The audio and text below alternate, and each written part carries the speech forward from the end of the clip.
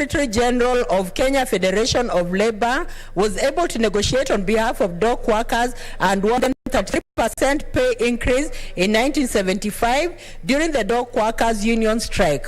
Lubembe, the first Secretary General of KOTU in 1965, Samuel Ayanya and Stephen Kioni formed the Kenyan National Union of Teachers in 1957. Juma Boy, Secretary General of KOTU, who played a major role in getting funds for Mboya Labour College in Kisumu, Mugala and Francis Atwoli. Honorable Speaker, as we celebrate the May Day, I encourage employers to provide their employees with conducive spaces for work and make sure they have access to it. Also provide the necessary tools and equipment they need to do their work. They must pay their employees the salary and benefits they agreed to, including annual leave days during which they are entitled to full pay without working and inclusive of all public holidays. Also, entitling female employees to 3 months fully paid maternity leave on the birth of a child. I would also like to encourage employers to be inclusive in their recruitment by ensuring that persons with disabilities are employed in their organizations in order to leverage on organizational tax-exempt benefits that result from such moves. Honorable Speaker, I urge employers to orient their employees on their rights as provided in the Labor Relations Act. The Act determines the rights of workers, employers, and trade unions, in particular the freedom of association, the right to join a trade union or employers organization, the right to engage in collective bargaining, and so on. I thank you, Honorable Speaker, and happy belated May Day to everyone. Thank you.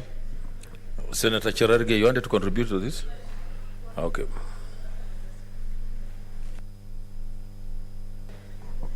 Mr. Speaker, I take this opportunity to thank Senator Msuruve, who continuously continue to leave an indelible legacy in this session, Mr. Speaker, sir. And I think this statement has come. It has, and I want to congratulate her. Mr. Speaker, before I say something, maybe just since it has been long for me to appear here, let me take this opportunity before making 2 comments to thank the great people of County of Nandi for having faith that I should continue serving them in this House as a member of the Senate representing Nandi County. Mr. Speaker, you are aware we have just concluded United Democratic Alliance nominations, which I won by landslide, Mr. Speaker, and I want to thank them for having faith in me. Thank the party leader, Dr. William Ruto, and Kenya Kwanza principals, and also the party of UDA for conducting free, fair, and transparent nominations, Mr. Speaker. Mr. Speaker, I want also, I'm happy, and I'm happy quite of our colleagues who are here, Mr. Speaker, have their own ticket. And I'm happy to see my brother, Senator Kinyua, who together we were in one man, one vote, and I am happy he received his ticket yesterday. Mr. Speaker, I want to wish everybody in this House, all members, including yourself, Mr. Speaker, all the best as you pursue God. I'm just wishing the best. They have not said anything. I want also to wish Senator Wambua Kio of Kitui all the best as he seeks for re-election and as he also continue vetting the running mates for the Azimio La Umoja. So I want to wish him, and I believe in his wisdom, and I hope his party leader will appear before him so that we can know what is happening there. And I hope it will be live, Mr. Speaker, like the way we do parliamentary business. There is a business. point of order from Senator Farhia.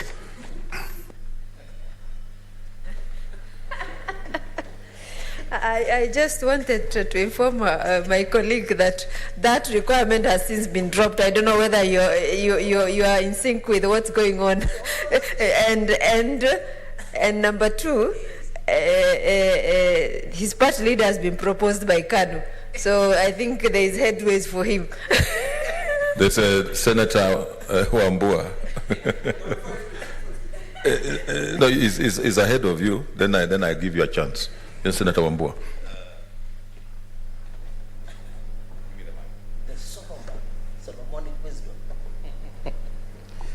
Mr. Speaker, I thank you for indulging me. The Speaker, I'm standing on a point of order, wondering whether it is actually in order for the Senator of Nandi to create unnecessary confusion in the country that the Senator of Gitui, Enoch Wambua, who sits in the Committee of Eminent Persons, looking for ways of advising the Right Honorable Raila Amolo Odinga on the choice of his deputy, creating the wrong impression that my party leader, His Excellency Dr. Stephen Kalonzo Musyoka, Senior Counsel, will appear before me for vetting. The Speaker, I want to make it very, very clear to Senator Cherargei and those of like mind that my party leader has made it very, very clear. He is not going to be appearing before the panel for vetting, and that matter should just rest there. I thank you, Madam Mr. Speaker. Yes, Senator Cherargei, I want to caution you that stick to your lane according to standing order. Don't drag non-issues to the House. Comment on relevance. Comment on what you stood to comment on. Those other statements can be made in political rallies or in town hall meetings in your county. So stick to your lane.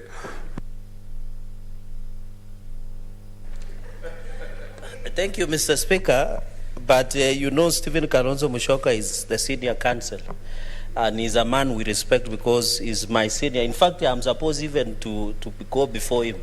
Mr. Speaker, as I make a few comments, is that it's good to be back, and I hope as we go to the final leg of the Senate, God willing, I hope to see a number of us back so that we can continue defending devolution. Finally, Mr. Speaker, I want to congratulate Senator Msuruve. I think Article 41, Mr. Speaker, is very clear on the issue of Labor Rights and Labor Relations Act that has been enacted before, Mr. Speaker. Every person who works in Kenya has a right to salary, remuneration, emoluments, right, Mr. Speaker, that belongs to every worker in this republic, Mr. Speaker. I saw the president say that there is an increment of 12%, but the price and cost of living of basic commodities are shot up by 38%, Mr. Speaker. The price of cooking oil is astronomically high as we talk, Mr. Speaker. The price of bread is approaching 65 shillings, Mr. Speaker. In fact, Mr. Speaker, milk, which is produced abundantly in Nandi County, Mr. Speaker, is now unavailable in most of the supermarkets and shops across the country, Mr. Speaker, because of the high cost of living. The problem that laborers face in Kenya, and it was sad that we have turned the issue of labor movement in this country to a more public relations stand. Because in as much as 12% increment to the lower minimum wage, but the price of basic commodities shot up to 38%, Mr. Speaker, continues to earn Kenyans, Mr. Speaker, as we talk today. Most of the laborers in this country cannot take their children to Form 1. I'm told even, Mr. Speaker, and I hope the Education Committee should seize this matter, that in some school, before you are given admission to Form 1, you must pay what we call commitment fee. We want to challenge the CS in charge of education to rein on school heads and principals who take commitment fee of even more than 10,000 shillings, Mr. Speaker. And these are the workers that we are talking about. These are workers that earn 7,000, Mr. Speaker. Some of them are domestic workers. Some of them are house helps. Some of them are maids. Some of them are casual laborers that are being hired by agencies and government and other organizations, Mr. Speaker. Mr. Speaker, I beg you that the issue of laborers in this country, the issue of workers need to be relooked at, Mr. Speaker, because under Article 41, the vision of the drafters of the Constitution was for them to have salary. And you remember, Mr. Speaker, I proposed under the Amendment of Employment Act, on the issue of workers not being accessed beyond 8 to 5 through phone call, Mr. Speaker. Those are the rights that we need to protect. Many people have confused the rights of laborers as only salary, emoluments, allowances, Mr. Speaker. Yet, Mr. Speaker, they are not aware that it is more than salary. Even off days, payment, leave work days, Mr. Speaker, overtime. And those are some of the proposals that we need to look at, Mr. Speaker, as we go to the future. Mr. Speaker, the second point I want to make is the issue of Salaries and Remuneration Commission. The SRC, under the Constitution, was formed as an advisory body in terms of salary and remuneration and management of workers' allowances under the Constitution, Mr. Speaker. It is very sad that SRC has abrogated itself the powers that does not exist in the Constitution, Mr. Speaker, that they are regulating salaries, they are regulating allowances without following the Labor Relations Act, without only advising the agencies. And that is why most of the workers continue to suffer, Mr. Speaker. I think as we go into the next parliament, we must take care of the monster called SRC to stop abrogating itself powers that does not. We agree that they need to provide advice. They need to advise how our government should pay workers. We agree our allowances should be paid, but they should not abrogate themselves with those powers. Their work is to maintain advisory, Mr. Speaker, as the SRC. And therefore, we don't want the abolishment or to remove SRC, but we want SRC to stick to their own mandate so that we protect workers, Mr. Speaker. The final point is on the county workers. There is no county, including Wajir, including Nyamira, including Laikipia, including Nandi, that do not have problems with issues of workers.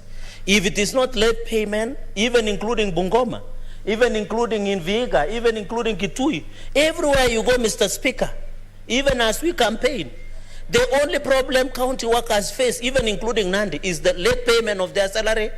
They are being put on casual for long. They are not being paid commensurated to their work. Their work is, there are so many coast workers that are paid through payment vouchers. Mr. Speaker, some of them are not given permanent and pensionable, Mr. Speaker. You remember here, Mr. Speaker, I brought an issue of casual laborers in Nandi County that had been given in November 2018. Up to now, they have not been given permanent and pensionable. The same scenario occurs also in Bungoma County government, Mr. Speaker. And that is why I hope as the voters in everywhere in our county, Mr. Speaker, including Wajir, as they go back to vote, they must vote to protect the issue of workers, because workers are being treated like doormats in most of their counties.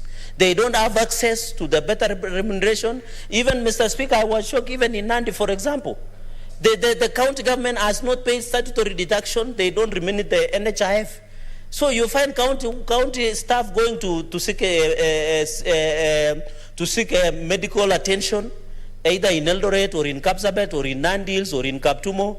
Mr. Speaker, when they come up with NHIF card, they are told that the employer, which is Nandi County government, has not remitted their statutory deduction.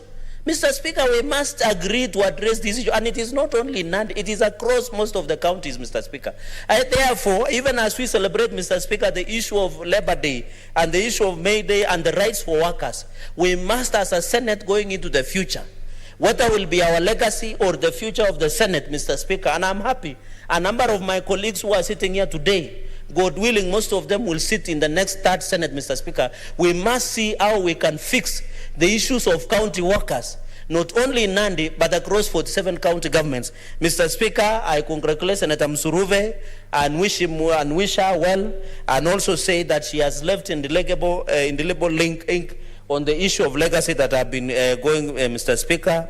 And thank you, Mr. Speaker, and I support this statement. Thank you so much. I think there's a very weighty matters you have said, and I want to agree, because even as a speaker, I also come from a county, and the county of Bungoma has not paid their casuals for the last 4 years. They've just been working. So those are some of the challenges that really must be addressed by those who will be holding those positions. Next order.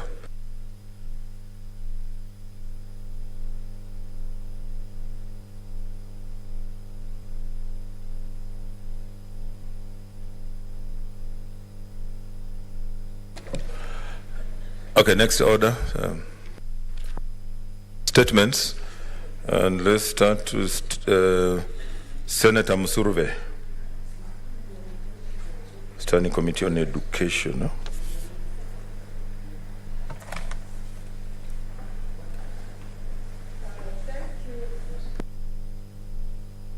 There's a problem. Oh, thank you, Honorable Speaker, for this opportunity, and have a statement relating to the activities of the Standing Committee on Education, pursuant to Standing Order 51-1B, for the period from January 24th to April 25th, 2022. Honorable Speaker, sir, I rise pursuant to Standing Order 51-1B to make a statement on the activities of the Standing Committee on Education for the period commencing January to April 2022. Mr. Speaker, sir, during the period under review, the committee held a total of 25 sittings, during which it considered one bill, 11 statements, and one public petition, and tabled 2 reports. Honorable Speaker, the committee conducted stakeholder engagement and received submissions on the Special Needs Education Bill, Senate Bill number 44, 2021. The committee considered these submissions, prepared and adopted a report which was tabled during the period under review. Mr. Speaker, sir, in the period under review, the committee considered and concluded 11 statements sought by senators. The most notable one was a statement sought by Senator Enoch Wambua, MP, on the plight of early childhood development ECD teachers in counties. During consideration of this statement, the committee noted that the issues raised were affecting majority of the counties countrywide, and resolved to hold a retreat with the different stakeholders to conclusively deliberate on the matter. In this regard, following a one-day retreat with the stakeholders drawn from the Ministry of Education, the Council of Governors, that is COG, the National Treasury, the Teacher Service Commission, and the Salaries and Remuneration Commission, SRC, the committee prepared and tabled its report with actionable recommendations to different stakeholders, both at the national and county governments. Honorable Speaker, sir, during the deliberations, the committee observed that there is an approved ECD teacher scheme of service, a detailed job description, and remuneration structure. However, only 8 county governments are implementing the scheme of service. Based on the observations made, the committee recommended, amongst others, that the Council of Governors should submit a report to the Senate on the implementation status of the ECD scheme of service in each county, and that the County Public Service Board should review the job description and roles for the ECD teachers and submit a revised report to the Salaries and Remuneration Commission, that is SRC, for job evaluation. Honorable Speaker, sir, the committee is scheduled to invite all these stakeholders to its meetings to appraise members on the implementation status of these recommendations and other related Senate resolutions. Honorable Speaker, during the period under review, the committee considered and concluded a public petition concerning the introduction of chess game in the school curriculum as a tool for education and promotion of good health. The committee has already tabled the report today. Honorable Speaker, as you are aware, the committee adopted different measures and tools of oversight during the COVID-19 pandemic, which we continue to utilize to date, among them conducting virtual inquiries. Honorable Speaker, the committee has been conducting inquiries into the status of implementation of early childhood development, that is ECD, in the country, and the technical and vocational education and training, TVET landscape in the country. The committee concluded its inquiry on the status of implementation of early childhood development, ECD, in the country after meeting different stakeholders and county governments, both physically and virtually. The report of the committee on this inquiry was considered and is now ready to be tabled within the coming week. The committee will be finalizing on the inquiry into the technical and vocational education and training, that is TVET landscape in the country, and will be tabling its report before the Senate adjourns Sindai. Honorable Speaker, sir, the committee will continue interacting and engaging closely with the county governments and other education stakeholders in developing and facilitating the development of legal frameworks, policies, and guidelines, and providing oversight in the education sector. In conclusion, I wish to thank your office and the office of the Clerk of the Senate for the continuous support extended to the committee in conducting and executing its mandate. Lastly, I wish to thank the members of the committee for their diligence and contributions during committee activities. I thank you, Honorable Speaker. Thank you, Senator Msurve. Do we have the Chairperson Standing Committee on Energy? Don't see. Chairperson Standing Committee Finance and Budget? Senator Farhia.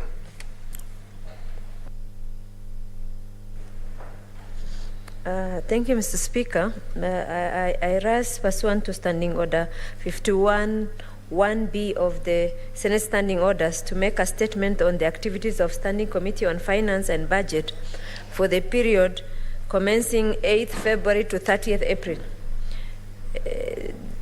Mr. Speaker, the committee had held a total number of 15 meetings. Bills considered by the committee. Committee has considered the following bills: the County Resource Development Bill, the Division of Revenue Bill, National Assembly Bill number 8 of 2022, mediated version of the County Government Additional Allocation Bill, Senate Bill number 35 of 2021, formerly known as the County Government Grant Bill, Senate Bill number 35 of 2021.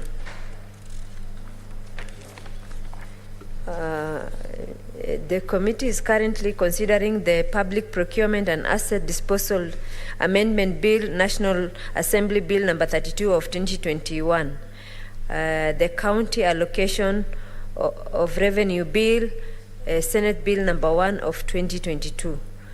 Mr. Speaker, the mediation committee on the county government grant, Senator Cherargei, I want you to listen to this one because this was one of the things you had commented on. The mediated committee on the grants, county government grants bill 2021 held a total of 4 meetings and tabled a report including an agreed version of the bill that was passed by the Senate on Thursday 31st March 2022 and by the National Assembly on Thursday 7th of April 2022. So that bill has been passed by the National Assembly. I just wanted Senator Cherargei to hear that because he had challenged that whether it will ever be passed by the National Assembly. So it has been done so. Mr. Speaker, while deliberating on the bill, the committee held consultative meetings with the following stakeholders: National Treasury and Planning, Commission of Revenue Allocation, the Council of Governors, COG, represented by Laikipia County, and the Controller of Budget. Among the notable recommendations made by the Mediation Committee were: the title of the bill has be changed to the County Government Additional Allocation Bill. The bill be an annual legislation. And Mr. Speaker, as you recall, one of the contention with the National Assembly was that they just wanted this bill to be just a bill that is one of like any other bill, but Senate had insisted that we have this as an annual bill, the same way we have the CARA bill, the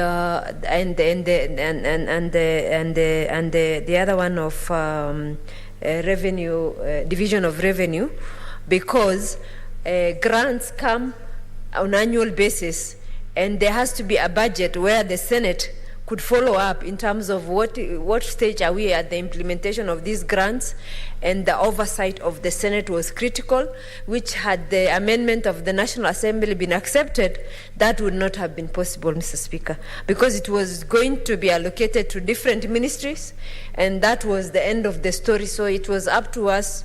We were going to fish from each ministries how much was allocated to the county government, even if we wanted to do any oversight of those funds. So I think this was a major achievement by this House to ensure that this bill becomes an annual bill, Mr. Speaker. That's a clarification that I wanted the senators to know, so that at least they appreciate the magnitude of the issues that were being discussed. That the yearly National Treasury should submit to Parliament the county government additional allocation bill in addition to the division of the revenue and county allocation revenue bill. That the bill ought to obligate the Cabinet Secretary for National Treasury and Planning to provide monthly reports on the disbursement of the fund allocated to the counties under this legislation. Mr. Speaker, with the approval of the agreed version of the bill by both houses, the legislative instrument enabled the county government to access 39 billion additional allocation earmarked for the financial year 2021-2022. Mr. Speaker, there's also statements that the committee is currently handling. These are the statement concerning the status of pending bills at both the national and county government that was requested by Senator CPA Farhia Haji MP. The committee received a response from the National Treasury. However, the response was scanty to address the issues raised. The committee requested for additional information from the Office of the Controller of Budget. This information has since been received, and a meeting is scheduled to deliberate on the issues that were raised in this statement. Mr. Speaker, the statement on the award of tender by National Treasury specifically permitted procurement procedures requested by Senator Samson Cherargei MP. The committee has requested for information from National Treasury and Planning. The information is yet to be submitted by the National Treasury. However, the committee is making follow-up to ensure the information is availed. A statement on the status of implementation of provisions of Kenya Deposit Assurance Act 2022 requested by Senator Agnes Mudhama MP. The committee has requested for information from the National Treasury, and the information is yet to be submitted to the committee. The statement on the financial status of Nairobi City County, which was requested by Senator Johnson Sakaja MP. The Office of the Governor, Nairobi City County, submitted the information to the committee.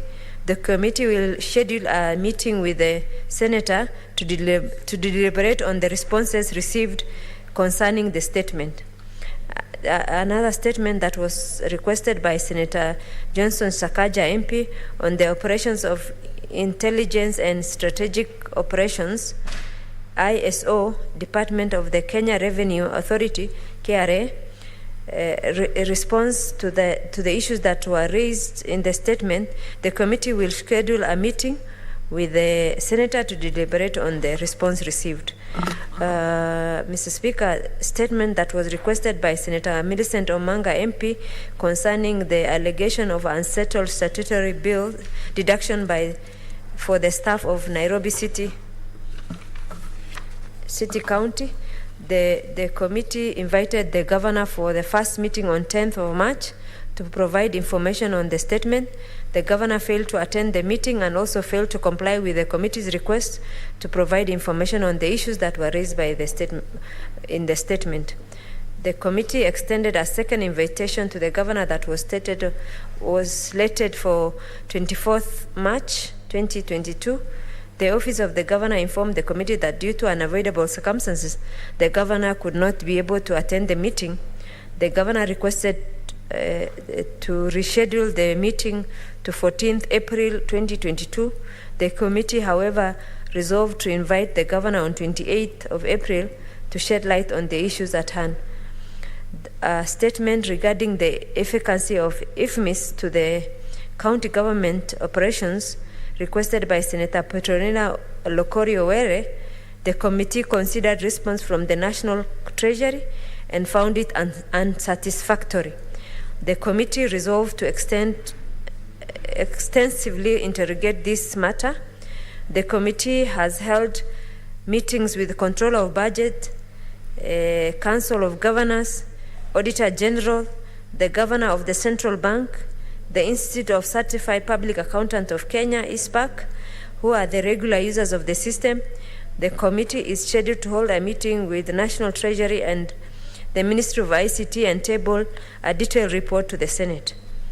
A statement regarding the unbearable cost of living in the country that was requested by Senator Enoch Wambua, MP. The committee requested for the information from National Treasury. The committee is yet to receive a response. The committee's activities for the next quarter, Mr. Speaker, as follows.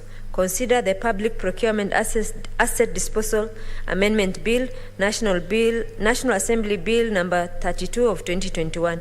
Investigation of the efficacy of the IFMIS in the disbursement of funds. Consideration of the County Allocation of Revenue Bill, Senate Bill number 1 of 2022. Consideration of County Government Cash Disbursement Schedule. Consideration of non-submission of County Physical Strategy Paper, CFSP, to the Commission on Revenue Allocation by some counties like Bungoma, Busia, Kakamega, Kiambu, Turkana, Mombasa, Kilifi, Kajiado, Kisumu, Kericho, Elgeyo Marakwet, Vihiga, Wajir, West Pokot, Isiolo, Bomet, Garissa, and Homa Bay. Consideration of the committee's legacy report. I thank you, Mr. Speaker. Thank you. Senator Cherargei, you wanted to contribute?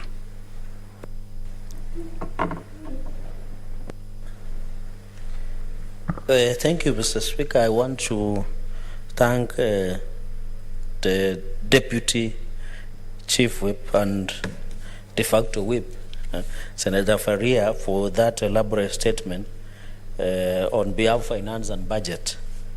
And I want to congratulate the committee and ourselves and the leadership. I think this is a milestone and will be the legacy of our Senate, Mr. Speaker, by ensuring that the County Grants Act was passed into law. I think I want to congratulate and thank the leadership for standing tall, because, Mr. Speaker, 39 billion had been locked that was meant to be dispersed to counties. And most of the development partners had become worried, because most of the programs that we undertake in counties, like infrastructural, informal construction of footpaths, in improvement of informal settlements in our counties, in our county headquarters, Mr. Speaker, was being locked. The issue of NARIC, agriculture support, many other support that was being provided, even water issue, development partners like IMF, like World Bank, like many other agencies, Mr. Speaker, 39 billion had been locked. But I'm happy that with the stroke of the pen that this County Grants Act has been passed into place, Mr. Speaker, our counties will allow this money between 2021-2022 financial year to change the lives of our people. And I think that is the ultimate goal. That's the reason we are here in Senate. The main aim here in Senate, Mr. Speaker, is to ensure that that money goes to address the needs that we are talking about, Mr. Speaker, like the issues of bursary, issues of roads, issues of agriculture improvement, especially in my county, Mr. Speaker, Nandi. We have challenges, Mr. Speaker. We need to ensure we put value addition to maybe milk, to maybe issues of maize and many other things that we are talking about, Mr. Speaker. So I want to thank the committee for that elaborate, and I'm happy, Mr. Speaker, that this law has been passed into law. And I hope that the next generation of governors will utilize this law to the advantage of our people. And I want to appeal to development partners who have been supporting devolved functions, Mr. Speaker. including World Bank, many NGOs, the IMF, and many others who support devolved programs, Mr. Speaker, that now there is a law. We shall not allow governors to get money that there is no legal framework. And I think that is what is important, because in these funds, Mr. Speaker, there was no appropriate legal framework. But now the partners can be comfortable that any money that they give to county governments, it will be accountable, it will be transparently used, Mr. Speaker, and ensure for the benefit of our people, Mr. Speaker. Second point I wanted to make, Mr. Speaker, there was a statement I sought about Kiambu. Maybe the committee is here to call me, but I hope Senator Faria will note that, on the misappropriation of funds, allegations of misappropriation of funds in Kiambu County government. I hope Senator Faria will take note of that and take it up. Mr. Speaker, the third point I wanted to make is the disbursement schedule, Mr. Speaker. There was direction from your seat, Mr. Speaker, that every senator must be given monthly disbursement schedule by the Controller of Budget, Mr. Speaker. When that direction was issued by you, it was only effected for a few months, but we have not seen, Mr. Speaker. We need to be supplied with a cash disbursement schedule monthly to every office of the senator, including the great Senator Senior Counsel of Nyamira County, Senator Okongo Mugeni. We need to know how many cash has been disbursed to county government of Nandi in this month, in Nyamira this month, in Wajir this month, in Laikipia, in Bungoma, Mr. Speaker. Every senator has a right, so that when you are doing an oversight, Mr. Speaker, you need to know, Mr. Speaker, that the cash that has been disbursed, for example, for the last 4 years to Nyamira County government, how much was it? So that when Senator Okongo Mugeni goes to Nyamira and tells people, I brought 7 billion, 6 billion, when you go back to when the senator for Bungoma goes back to tell the people of Bungoma for the last 5 years, this is the much I have brought. This is the much that the county government have utilized. Mr. Speaker, I pray and request your office to further order the Controller of Budget to be issuing us just the way they give us audit reports. They need also the way they have been bringing audit reports to the House here. We are given a copy of audit reports of all county governments so that we are efficient in our oversight, Mr. Speaker. And also we need cash disbursement schedule to be given to every senator monthly, Mr. Speaker, and ensure that. Finally, Mr. Speaker, I think the Committee of Budget, Mr. Speaker, need to ensure that during budget making process, Mr. Speaker, there was a lot of push and pull, I think because it is an election year, but going into the next generation of developing budget, Mr. Speaker, we need ample time. You remember we had even to request your time, Mr. Speaker, to console Kamugunji before agreeing on the budget. So I want to challenge Finance and Budget Committee to always be upfront so that senators are well informed that the participation of budgetary making process, where does the Senate give an input, Mr. Speaker? And we are lucky, Mr. Speaker, upon the guidance of you and me being the chair of JLAC, we went to Milimani High Court before Justice Weldon Koriri said, and out of 24 legislation, Mr. Speaker, we got the effect even of number 3 of 2013.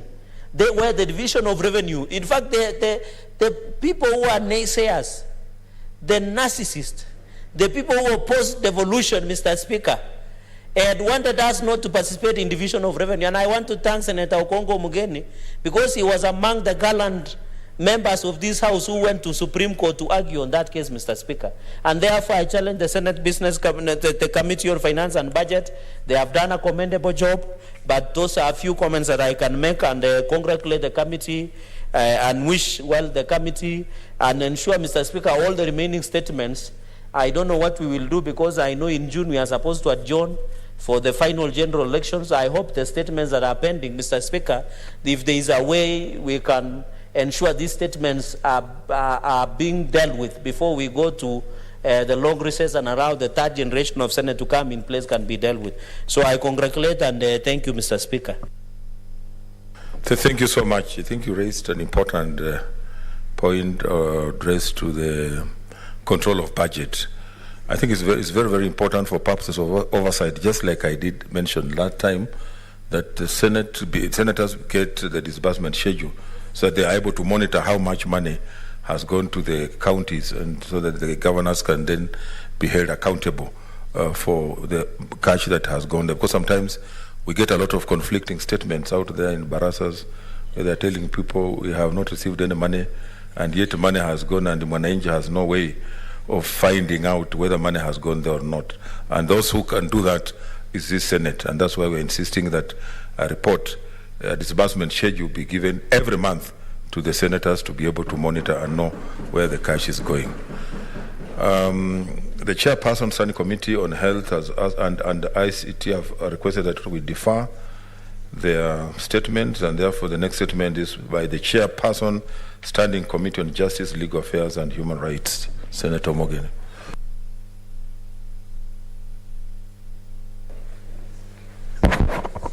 Yes, Mr. Speaker, maybe before I read my statement, I want to confirm that there's a big problem with the Office of Control of Budget in giving us that disbursement schedule.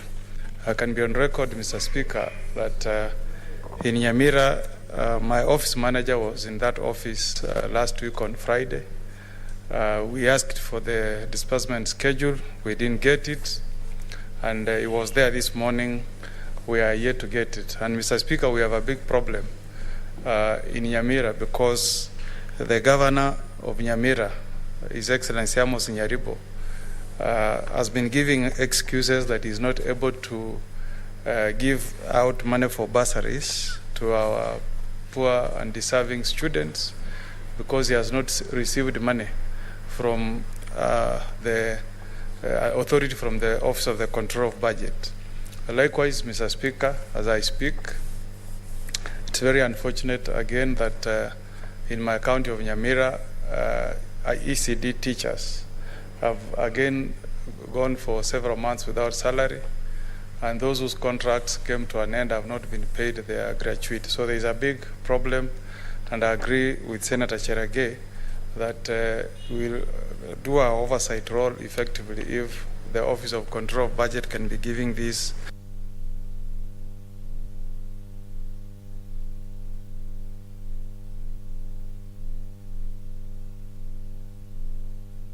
to Standing Order 51, 1B of the Senate Standing Orders to make a statement relating to the activities of the Standing Committee on Justice, Legal Affairs and Human Rights during the first part of the 6th session, that is the period January to April 2022.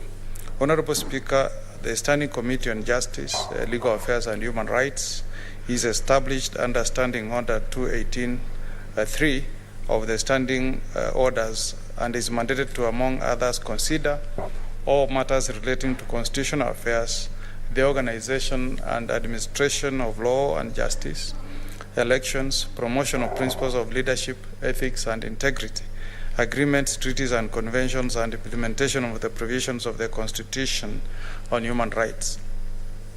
Mr. Speaker, during the period under review, the committee held a total of 41 sittings, during which we considered various bills, statements and petitions as set out below. On bills, Honorable Speaker, the committee considered and concluded 7 bills during the period under review and adopted reports thereon for tabling in the Senate. Mr. Speaker, these bills are the Political Parties Amendment Bill, National Assembly Bill number 56 of 2021, the Election Amendment Bill number 2, that is Senate Bills number 43 of 2021, the Alternative Dispute Resolution Bill, Senate Bill number 34 of 2021, the Political Party Primaries Bill, Senate Bills number 35 of 2020, the Constitution of Kenya Amendment Bill, Senate Bills number 46 of 2021, Election Campaign Financing Amendment Bill, Senate Bills number 51 of 2021, and finally the Lifestyle Audit Bill, Senate Bills number 56 of 2021. On this latter bill, Mr. Speaker, amendments from the committee is pending, pending presentation before the Committee of the Whole. The committee has further received 2 election-related bills which were referred by the National Assembly to the Senate for its consideration pursuant to Article 110 of the Constitution. These are the Elections Amendment Bill, National Assembly Bill number 3 of 2022, the Election Campaign Financing Amendment Bill, National Assembly Bills number 37 of 2021. The committee, Mr. Speaker, has invited stakeholders and the public to make submission on the bills, following which the committee shall proceed to substantively consider the bills and adopt its reports thereon for tabling in the Senate. On statement, Mr. Speaker, during the period under review, the committee considered one statement, that is the statement sought by Senator for Nandi, Senator Samson Cherargei, on unqualified advocates practicing as advocates in various private companies. The committee met with the Deputy Solicitor General, the Law Society of Kenya, and the entities mentioned in the request for statement, following which it adjourned the matter for further consideration. On petitions, Honorable Speaker, during the period under review, the committee considered a total of 9 petitions. Of these, the committee concluded 7 petitions and adopted the reports thereon. These are the petition by Abdallah Suleiman and Elkanah Kitur on mass examination failure at the Kenya School of Law, petition by the Kipsigis Community Clan Association on historical injustices against the Kipsigis community by the colonial government, petition by Peter Baringetuny and Titus Chemase on the arbitrary cancellation of Kimorer Dam and the scaling down of Arol Dam in Elgeyo-Marakwet County, petition by Kevin Ndo on access to justice under the corona COVID-19 pandemic and the appointment of court reporters, petition by William Amuge Arap Langat regarding alleged unlawful dispossession of parcel of land number Baringo/Pekera 101/178 in Baringo County, petition by Taratisio Ireri Kawe on amendment of various provisions of the Constitution and statutes relating to bail and bond during criminal investigation and prosecutions. And finally, petition by Taratisio Ireri Kawe on amendment to the Constitution and other relevant laws on the election of a deputy president and a deputy governor.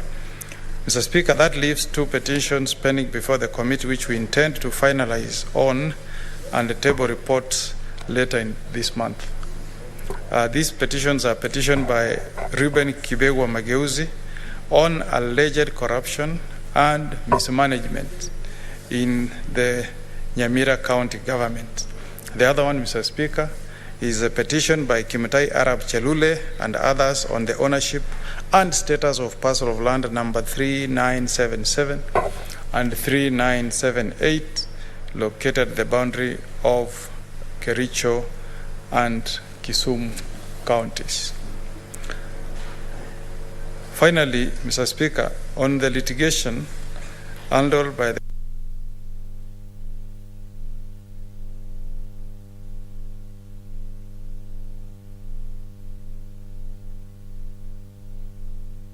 the Senate and to offer its support to the Directorate of Litigation and Compliance in prosecuting or defending the said suits.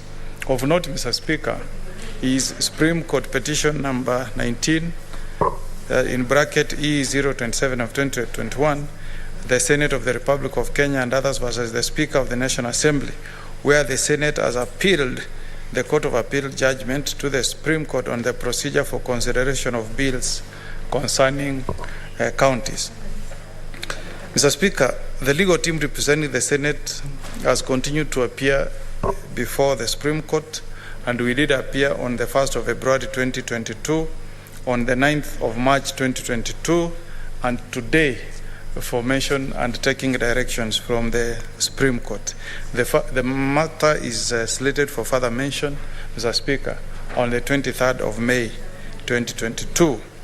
The committee, Mr. Speaker, has further considered and approved the Senate submissions for filing, as well as an application for stay of the Court of Appeal judgment, which proceedings are awaiting further directions by the Supreme Court.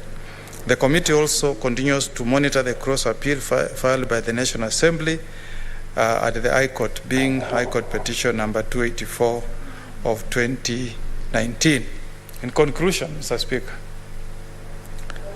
I wish, as the chair of the committee, to thank the office of the Speaker for the support accorded to the committee in undertaking its work. The Speaker, we want to thank the clerk, Charles Munywa, assisted by clerk Miss Purity Omurwa, who have been awesome and incredible in extending technical support to the committee. Mr. Speaker, I also wish to acknowledge the support the committee has received from the office of the clerk. Mr. Speaker, this probably being my last statement under Standing Order 51B, I also wish to thank the members who served under me, that is Senator Amos Wako, Senior Counsel, Senator James Orengo, Senior Counsel, Senator Mutula Kilonzo, Senator Dulo, Senator Gidhua, Senator Kangata, Senator Sakaja, and my Vice Chairman, Naomi Wako. Mr. Speaker, these members have made a huge difference in the committee. Not only were they able to contribute to our work being done, but they ensured that our work was done well. Mr. Speaker, it has been exciting to work with this team of senators, some of them fairly senior members of society and very senior members of the legal profession, and I wish to thank them for the diligence they exhibited in executing their tasks as members of my committee. The Speaker, I wish to thank the said members and your office, and I wish those who may be seeking re-election success in the forthcoming elections. Thank you, Mr. Speaker. Thank you, Chairman. We also thank you for a good job. Senator Samson Cherargei.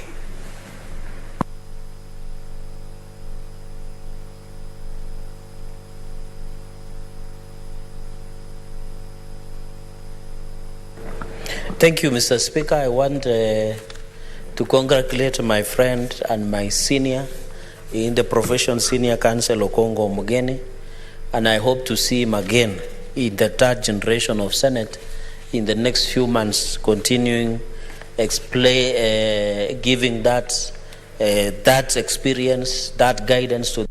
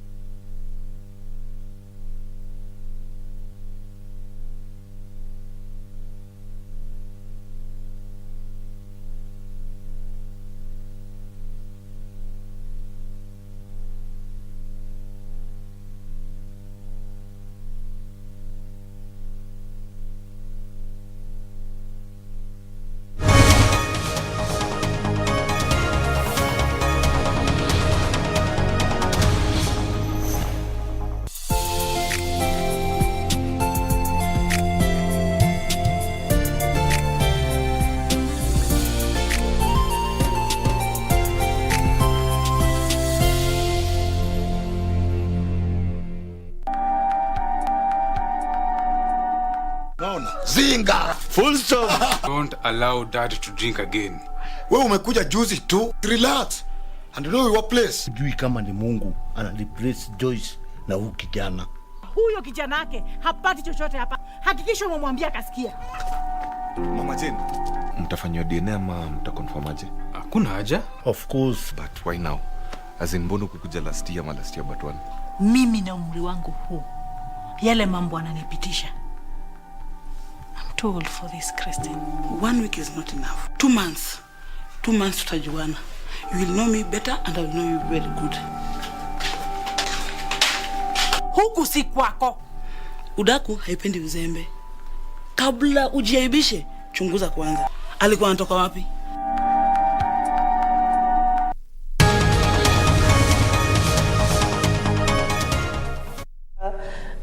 Not taking seriously, because we had agreed, even when you look at curricular report, that sometime we should not allow the amendment of elections laws within an election year. And when the curricular report was written, it was very precise that, Mr. Speaker, within the election year, the issue of elections laws amendment, the issue of appointment of commissioners and reconstitution of IEBC should be done even 24 months or 12 months or even 24 months to build capacity within IEBC, Mr. Speaker. Mr. Speaker, I hope the committee will guide us so that in future, Mr. Speaker, we don't need, Mr. Speaker, to be in a position where we are appointing commissioners in an election year, we are discussing amendment of laws in an election year, we are doing amendment and creating laws within an election year, and that one is dangerous because it erodes the credibility, the accountability, the transparency, and the issue of variability of an election process in this republic, Mr. Speaker. So I want to ask the committee, as their exit legacy, that we need to advise the country that in future, because we are only 3 months before the general election, that we should be careful, especially when it comes to amendment of elections laws, when it comes to reconstitution of IEBC. I am happy that IEBC is now fully reconstituted. I'm aware they are now recruiting ROs, presiding officers, returning officers, supervisors, Mr. Speaker, and the process has kicked in earnest.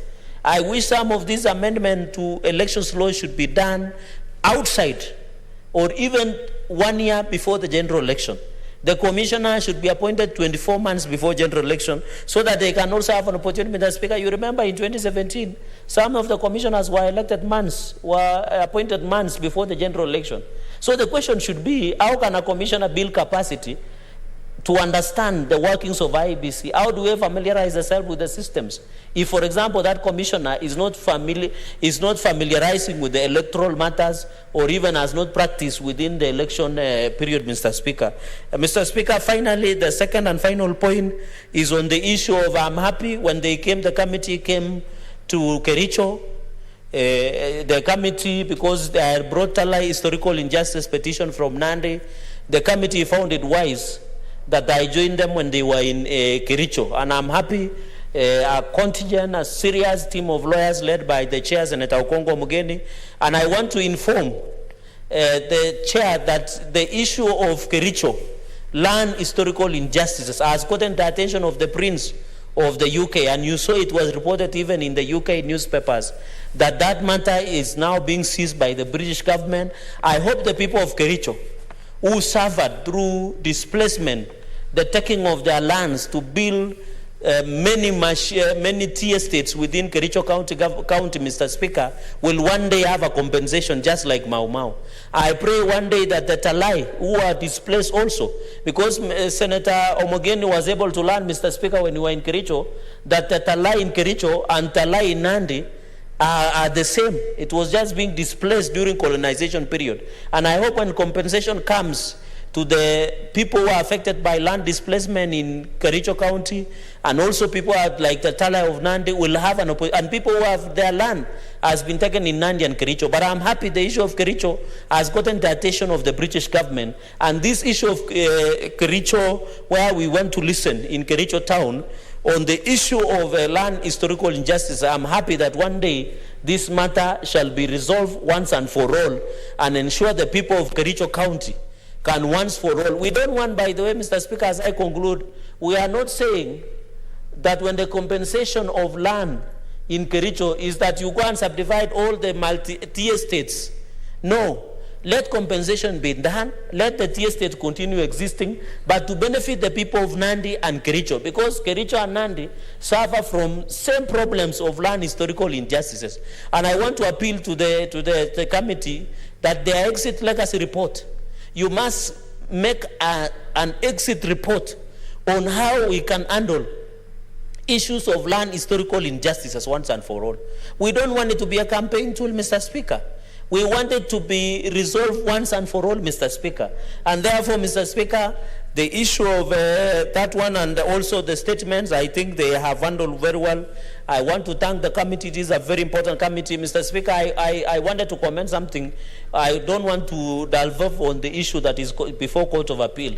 But I hope as we go into the next Senate, Mr. Speaker, or before we conclude, I want to still thank legal counsels who continue to put up spirited fight especially now that we have moved to Court of Appeal, Mr. Speaker. And I want to thank your Secretariat and your office for always supporting our senior counsels and colleagues. And Mr. Speaker, you as truly, I hope when the senior counsel appears, I should also be on record. So that, and by the way, I'm willing to do pro bono for the Senate, because we are doing pro bono for the Senate because of one simple reason: to protect the interest of devolution. We don't want Senate to be a house, a talk shop, the way we have been accused. We don't want Senate to be like, Mr. Speaker, like a house with no teeth to bite. That even when we summon some of the CSS, they say, you don't need to go to Senate because they can't do nothing to you. So I am willing and be ready to be on record as we move to Court of Appeal to defend this house from the people who want to destroy devolution in this republic. Mr. Speaker, for those many remarks, I thank the committee, wish them well the committee, and congratulate them for the job well done. And I want to assure them that going into the future, all the recommendations, Mr. Speaker, God willing, if Dr. William Samoei Kipchirchir Arap Ruto becomes the 5th president, all the recommendations that the Committee of JLAC shall be done. And being one of the Kenya Kwanza people around there will ensure their proposals are passed. Mr. Speaker, I thank you. Thank you. Senator Gertrude Musurve. Thank you, Honorable Speaker, for giving me an opportunity to comment on the report from the Committee of Legal Justice and Legal Affairs. And I want to say, Honorable Speaker, this committee has done a commendable job under the chairmanship of Senator Omogeni. And Omogeni has been very keen about legal issues that come on the floor of this House and has really followed up to the very end. And Honorable Speaker, when it comes to legal issues are key in everyone's life. And there are times when you find that sometimes people have been treated unfairly, even at their places of work, and justice has been denied or justice has been delayed.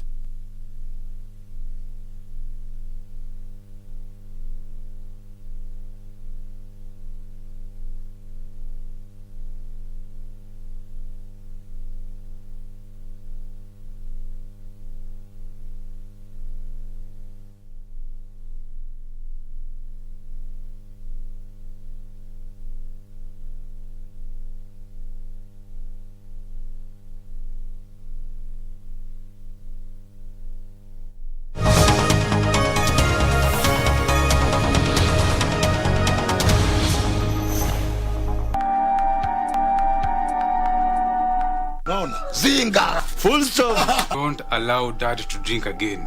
Wewe umekuja juzi tu. Relax. And you know your place. Sijui kama ni Mungu analiplace Joyce na huyu kijana. Huyo kijana yake hapati chochote hapa. Hakikisha umemwambia kasikia. Mama Jane, mtafanywa DNA ama mtaconfirm aje? Hakuna haja. Of course, but why now? As in mbono kukuja last year but one. Mimi na umri wangu huu, yale mambo ananipitisha. I'm too old for this, Christine. 1 week is not enough. 2 months. 2 months tutajuana. You will know me better and I will know you very good. Huku si kwako. Udaku haipendi uzembe. Kabla ujiaibishe, chunguza kwanza. Alikuwa anatoka wapi?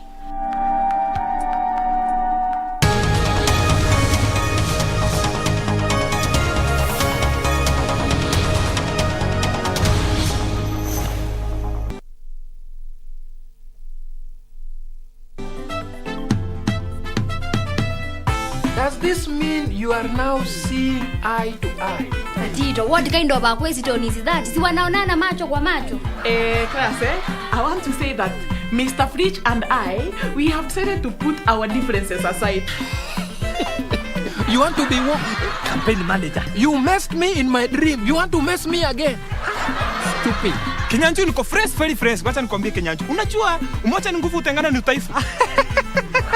Bibi acha niendelea kutengana. Wewe hebu jipe shughuli, niko very busy. I am very very busy. Wewe wasiana kunisumbua ate business partner na makopa yangu. So guys, let me tell you.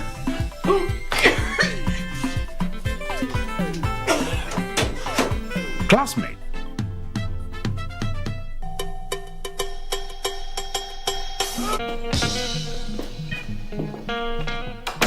I just need 1 minute of your time. 5 minutes. You're not married, are you? What? Job now niko nayo. Which one? Working from home. You're gonna work in an office? Kumbe your mom was right. Even though you control mse. Utaisi kupaswa jua wanawake. Mama Tifa atatulia nizoe. Auntie, there's a thief in the house. Oh, you don't have to be scared of him. Did you knock? Ulisikia footsteps. Cheki bro. Ukiwa nikaa dai kukutoka. Wewe mjiaze. Tujipange na hii mali tikiteke. Monica suku bana. 6. And 4 of them were from the ghetto. 6. Tiffany wangu.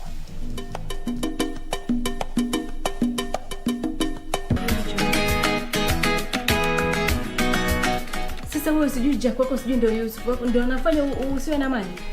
Kumbe ni nani mwingine? Ndio unajinyongesha hivyo jamani. Brian. Hilo ni swali gani unauliza mgeni wewe? Wewe wafanya nini hapa? Hebu mom, wafanya nini hapa? Basi huyo msichana ndiye alikuwa hapa. After tu umeondoka na yule mgeni. Huyo msichana akaja. Wewe shida yako nini? Mimi ndiye nikuulize wewe shida yako ni gani? Haya. Mbona wakati wote nikija kumuona babako hutaki nimuone?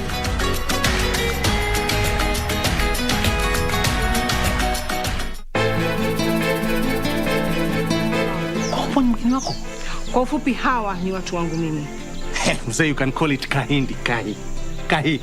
Ni watu wazima mkikosana, mwataka sisi tuige mfano wa nani? Dadangu, huoni aibu? Aibu ungeiona wewe Kate ilokuzunguka, right, left and center. Nilidhani haya mambo ya leo tushawachana nayo. Kwa hivyo sijakukasirisha. Unanisinya uwe.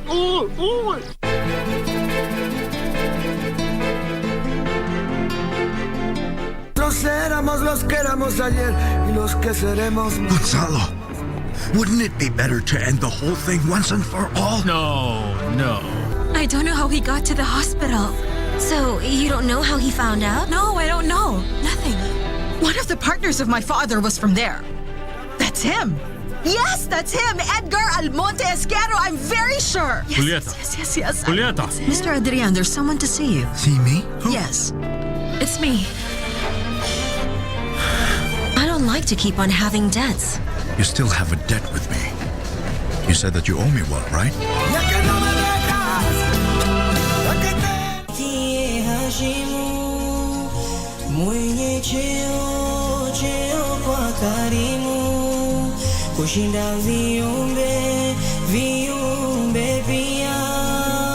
Utampata mwanadamu ashukuru asichukuru.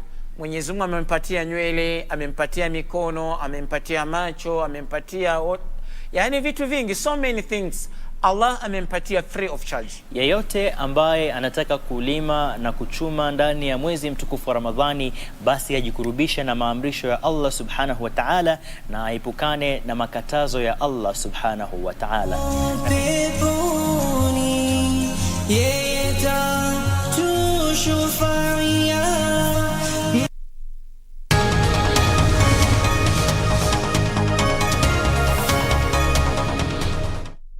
Activities outside the chamber. In this respect, I urge that we redouble our efforts and ensure that divisions at the second reading and at the committee of the whole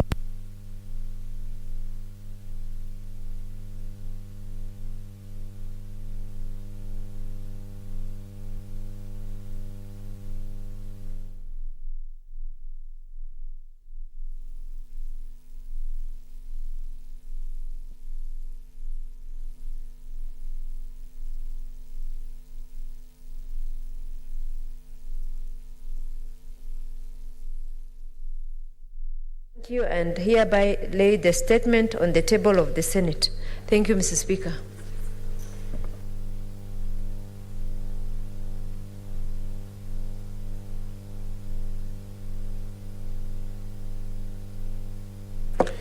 Thank you, Majority Leader.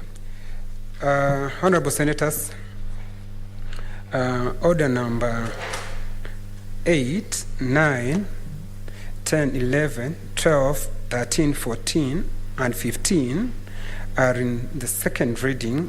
They would require division, and looking, we don't have numbers, so they are deferred. 16 and 17, they are reports of the committee, and still they require division. We don't have enough delegation, so deferred. Order number 18, 19, 20, 21, 22, and 23, and 25, they are in the committee of the whole, so we need division. We don't have numbers. Order number 25, I have gotten requests by the member, so it's deferred. Order number 26, 27, 28, and 29, 30, they're in the committee of the whole, and they are all deferred.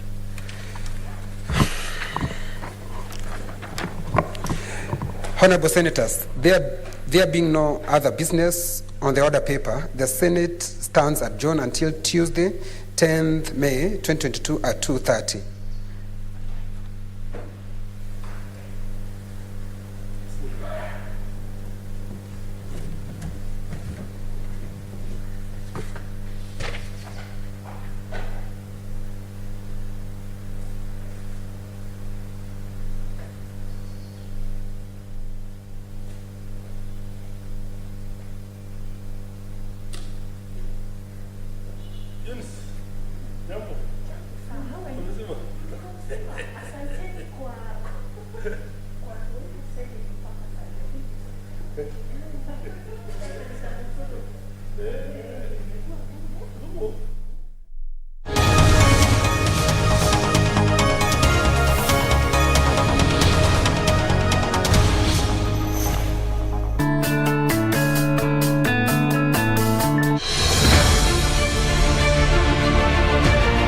With the certified seed, you will never have bacterial wilt, and you'll also not have a disease called potato cyst nematode.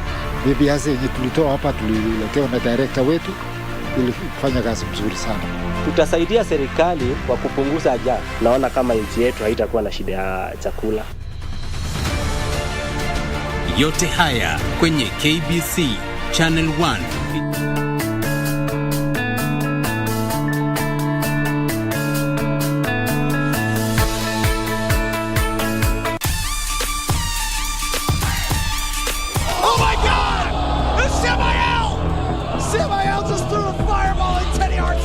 You know, Contra, I haven't forgotten about the fire that you threw in my cousin Teddy Hart's eyes. Hart Foundation, your family is littered in tragedy. We're gonna finalize it. Will Smith Jr. stepping up to Contra. Wait the hell, who is that? Who's gonna hell of a super kick? It's Pillman! It's Pillman Jr. Hart Foundation.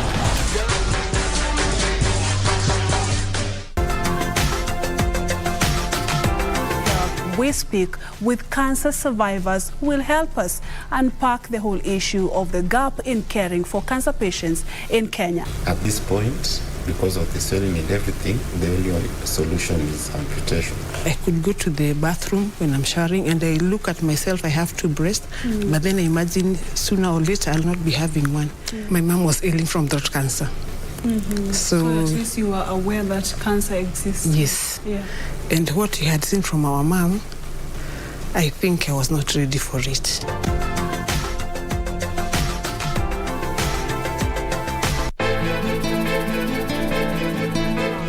Mgeni wako. Kwa ufupi hawa ni watu wangu mimi. Mzee, you can call it kahindi, kahi. Ni watu wazima mkikosana, mwataka sisi tuige mfano wa nani? Dadangu, huoni aibu? Aibu ungeiona wewe Kate ilokuzunguka, right, left and center. Nilidhani haya mambo ya lea tushawachana nayo. Kwa hivyo sijakukasirisha, unanisinya uwe.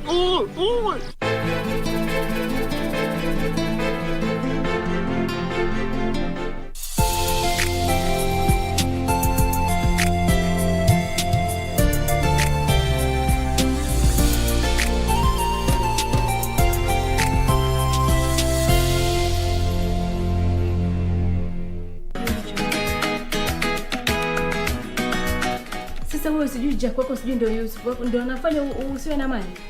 Kumbe ni nani mwingine? Ndio unajinyongesha hivyo jamani. Brian, hilo ni swali gani unauliza mgeni wewe? Wewe wafanya nini hapa? Hebu mama, wafanya nini hapa? Basi huyo msichana ndiye alikuwa hapa. After tu umeondoka na yule mgeni, huyo msichana akaja. Wewe shida yako ni nini? Mimi ndiye nikuulize wewe shida yako ni nini gani? Haya. Mbona wakati wote nikija kumuona babako hutaki nimuone?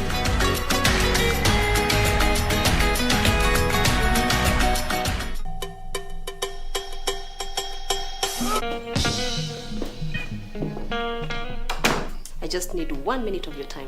5 minutes. You're not married, are you? What? Job now niko nayo. Which one? Working from home. You're gonna work in an office? Kumbe your mom was right. Even though you control mse. Utaishi kupaswa jua wanawake. Mama Tifa atatulia nizoe. Auntie, there's a thief in the house. Oh, you don't have to be scared of him. Did you knock? Ulisikia footsteps. Cheki bro. Ukiwa nikadai kukutoka, wewe mjaze. Tujipange na hii mali tikiteke. Unikasuku bana. 6. And 4 of them were from the ghetto. 6. Tiffany wangu. Kie Hashimu mwenye cheo kwa karimu kushinda viumbe pia. Utampata mwanadamu ashukuru asichukuru. Mwenyezi Mungu amempatia nywele, amempatia mikono, amempatia macho, amempatia yani vitu vingi, so many things Allah amempatia free of charge. Yeyote ambaye anataka kulima na kuchuma ndani ya mwezi mtukufu wa Ramadhani, basi ajikurubishe na maamrisho ya Allah subhanahu wa ta'ala na aepukane na makatazo ya Allah subhanahu wa ta'ala.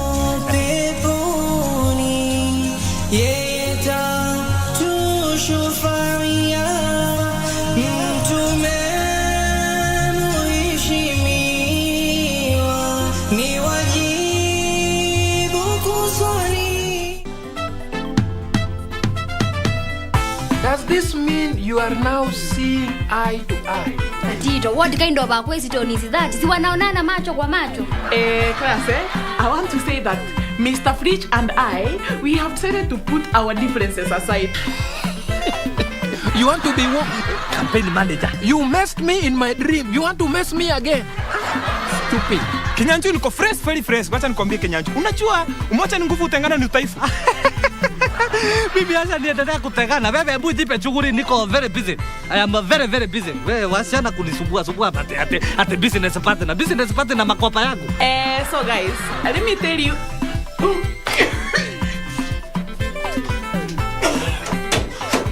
Classmate.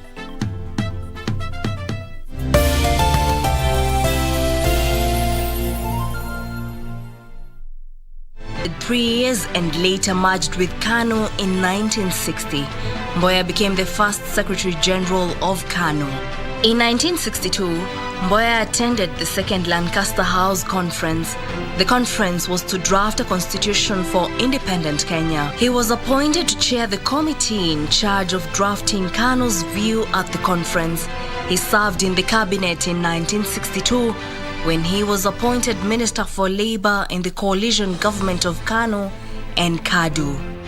In this capacity, he drew up the Labour Relations Charter to regulate the relations between employers and employees. In 1963, he was appointed Minister for Justice and Constitutional Affairs and was involved in the constitutional amendments which made Kenya a republic in 1964. In 1964, Mboya was appointed Minister for Planning and Economic Development.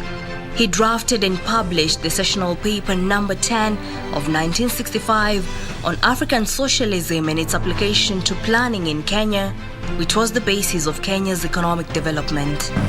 Will you press for the release of Jomo Kenyatta? Certainly, yes. How? Again, by intensifying our efforts and more pressure on the British government and also the Kenya government, and using whatever influences we've gained from this present constitution for further efforts to secure his release. Mboya also produced the 1966 to 1970 development plan for Kenya.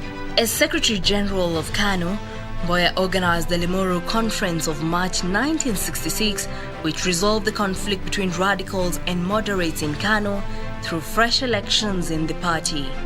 This meeting resolved to abolish the position of vice president and replaced it with 7 vice presidents, 1 from each of the 6 regions and 1 for Nairobi, with the purpose of removing Jaramogi Oginga Odinga from the post of vice president of the party.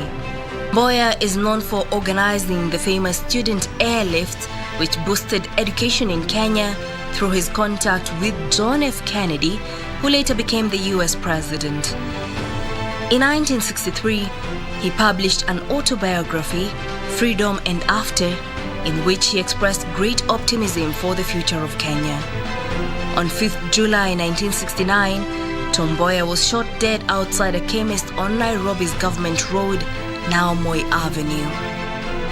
Jackie Wambiru for the Cabinet.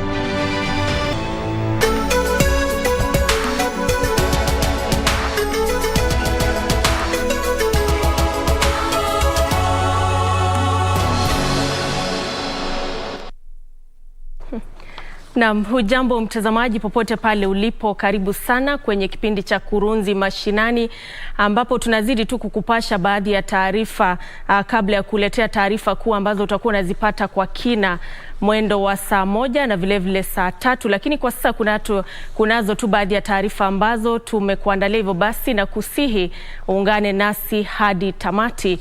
Mimi naitwa Nancy Okware. Zaidi ya watoto 50 waliohamia wadi ya Salama, kaunti ya Laikipia, huenda wakakosa nafasi katika shule kutokana na ukosefu wa barua za uhamisho kutoka shule zao za hapo awali. Watoto hao ni miongoni mwa zaidi ya familia 1,500 zilizokuwa zikiishi katika ardhi inayoaminika kununuliwa na serikali kuwapa makao waathiriwa wa ghasia za baada ya uchaguzi mkuu wa mwaka 2007. Kwa mujibu wa mwenyekiti wa kundi hilo la waathiriwa James Mwaura, juhudi zao za kuwasaidia watoto hao kujiunga na shule ya msingi ya Kianjogu iliyo karibu nao hazijafaulu, kwani wasimamizi wa shule hiyo wanadai hakuna nafasi na pia walimu wa kutosha kuwafunza watoto hao. Hapa tuna watoto na hawa watoto hatutaki kuwa waste, tunataka hawa watoto wasome kama watoto wale wengine. Hapa kuna shule ya Kianjogu na leo head teacher leo hii nimekuwa na yeye na alikuwa ananiuliza hawa watoto atawafanyia nini, maana hana walimu, hana desk, watoto hawana uniform. Mimi nauliza hata msamaria mwema akuje apatie hawa watoto uniform na msamaria mwema alete desk hapa kwa shule. Kwa muda wa miezi 2 iliyopita, familia hizo zimekuwa zikiishi kwa mahema ya kujitengenezea, swala ambalo ni hatari kwa afya na usalama wao. So sio lazima shamba za serikali zikuwe zinatengewa wananchi peke yake. Pia shamba za serikali zinaweza tengewa katika zile institution ambazo zinaweza benefit community at large. Edwin Austin, Kurunzi Mashinani. Kampuni 2 za Kichina zinazotekeleza miradi mikubwa ya maji inayofadhiliwa na serikali huko Siaya zimeagizwa kufika katika afisi ya idara ya mkurugenzi wa upelelezi wa jinai kueleza ni kwa nini zilishindwa kuwapa wenyeji maji safi yanayoweza kupatikana kwa urahisi. Kamishna wa eneo la Nyanza Magu Mutindika aliongoza kundi la maafisa wa serikali kuzuru eneo hilo alisema kampuni hizo ni sharti zieleze ni kwa nini zimepuuza maagizo ya maafisa wa serikali ya kuzitaka kutekeleza yaliyomo kwenye kandarasi licha ya muda wa kandarasi hizo kuongezwa mara kadhaa. Mutindika alilalamika kuwa miradi hiyo mikuu ya serikali ambayo imegharimu mamilioni ya pesa, ikiwemo mradi wa maji wa Siaya kuelekea Bondo na ule wa Gunjo kuelekea Sega na Ukwala, inasubiri kuzinduliwa na Rais Uhuru Kenyatta kabla ya kuondoka ofisini, akiongeza kuwa serikali haitamruhusu mtu yeyote kuchelewesha ukamilishaji wa mradi hiyo. The CEO, both the CEO, Lake Victoria South and Central Rift, they are going to assign an officer from tomorrow. For the next 2 months, we want this project complete. Alisema wasimamizi wa kampuni hizo wamekuwa wakiwapa maafisa